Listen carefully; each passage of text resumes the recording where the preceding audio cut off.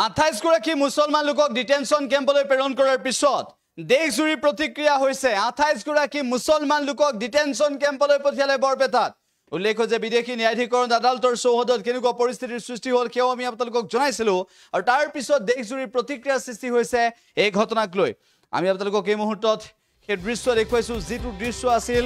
কালিৰ আৰু সেই দৃশ্যটোৰ পিছত দেশজুৰি এবাৰ চৰ্চা লাভ কৰিছে ইতিমধ্যে বিভিন্নজনে মন্তব্য কৰিছে এই সন্দৰ্ভত উল্লেখ্য যে কাৰোবাৰ পৰিয়ালৰ বাবে কালিৰ দিনটো অত্যন্ত বেয়া আছিল আৰু যিসকলৰ পৰিয়াল ইতিমধ্যে 28 গৰাকীৰ সেই পৰিয়াল তেওঁলোকৰ বিদেশী বুলি চিনাক্ত হোৱাৰ পৰৱৰ্তী সময়ত বিদেশী বুলি তেওঁলোকক চিনাক্ত কৰাৰ পৰৱৰ্তী সময়ত তেওঁলোকক বিদেশী ন্যায়াধিকৰণ আদালতৰ চৌহদৰ পৰা লৈ যোৱা হৈছিল আৰু ডিটেনশন কেম্পলৈ লৈ যোৱাৰ সময়ত কেনেদৰে পৰিয়ালৰ লোকে কান্দি উঠিছিল উচুপি উঠিছিল সেই দৃশ্য আমি আপোনালোকক এই মুহূৰ্তত দেখুৱাইছো আৰু এই পৰিস্থিতিৰ পিছত আজি কেনেদৰে প্ৰতিক্ৰিয়া হৈছে দেশজুৰি দেশৰ প্ৰান্তে প্ৰান্তে 28 গৰাকী মুছলমানক লৈ চৰ্চা হৈছে প্ৰতিক্ৰিয়া হৈছে আৰু তেওঁলোক ভাৰতীয় নাগৰিক হয় নে নহয় এই সন্দৰ্ভত প্ৰশ্ন উত্থাপন কৰিছে এইভাবে যে পৰিয়ালৰ বাকীসকল যদি ভাৰতীয় তেনেহলে এওঁলোক কেনেকৈ বিদেশী হ'ব সেই প্ৰশ্ন উত্থাপন কৰিছে কেনেদৰে উচুপি উঠিছিল সকলো সেয়া আমি আপোনালোকক দেখুৱাইছো আৰু তাৰ পাছত আজি কেনেদৰে প্ৰতিক্ৰিয়া হৈছে সেয়া আমি আপোনালোকক জনাবলৈ চেষ্টা কৰিম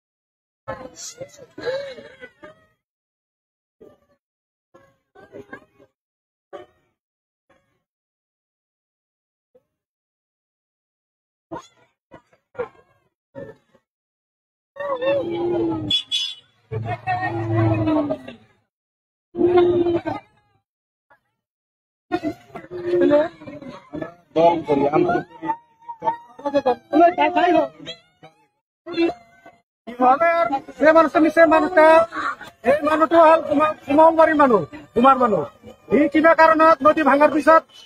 আহি বৰবাৰীতে ঘৰ কৰাৰ কিন্তু বৰ্তমান গুৱাহাটী তাত ভোট চলি আছে কিন্তু বৰবাৰীতে এই ঘৰ কৰাৰ কাৰণে 97 ভোট হৈ যায় হোৱাৰ পিছত তাৰ ভণ্টিৰ ভোট হৈ যায় হোৱাৰ পিছত তাৰ ভণ্টিৰ ভোট সেই কাগজেৰে ভোটটো ঠিক হৈ যায় তাৰমানে নদী ভাঙাৰ পিছত নদী ভাঙাৰ পিছত সেই গ'ল দৰং ডিষ্ট্ৰিক্টত তাতে তাই ঘৰ বস্তি কৰি আছে বা কিবা খেতি ফলা কৰি তাতে বসবাস কৰি আছে ইফালে তাৰ মাটি নাই চব মাটি ঘৰত নদী খোৱাই উঠাই লৈ গৈছে তেতিয়া তাই যেতিয়া আৰু হাকিমে তাৰ কেছটো চলি আছে তাই মেজিষ্ট্ৰেটে সুধিছে যে আপুনি ক'ত থাকে সেই মানুহটো কৈছে যে আমি দৰং ডিষ্ট্ৰিক্টত থাকো আমি পৰিয়ালটো লৈ তাতে কিবা অৱদান কৰি আছো সেইকাৰণে সেই কেছটো তাৰ বেয়া কৰি থৈ